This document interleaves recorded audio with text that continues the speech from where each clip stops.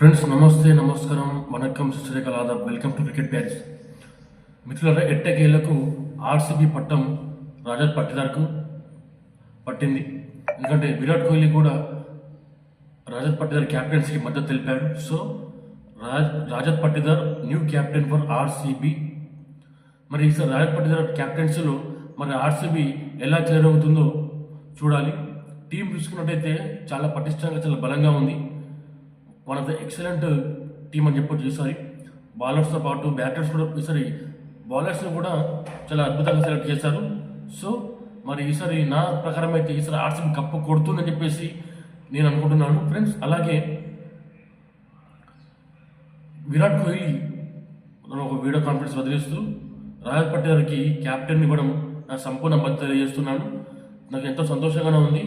రాజత్ పట్టిదార్ క్యాప్టెన్సీలో తప్పకుండా ఆర్సీబీని విజయ బాధ్యత తీసుకెళ్తామని చెప్పేసి విరాట్ కోహ్లీ కూడా వీడియో కాన్ఫరెన్స్లో మాట్లాడడం జరిగింది.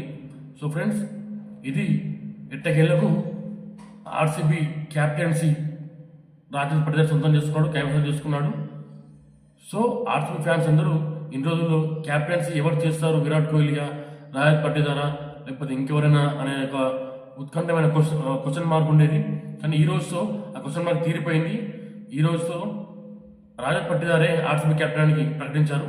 సో మరి ఈసారి తప్పకుండా రాజత్ పట్టిదార్ క్యాప్టెన్సీలో ఆర్సీబీ గెలవాలని చెప్పేసి అందరం ఆశిద్దాం, కోరుకుందాం.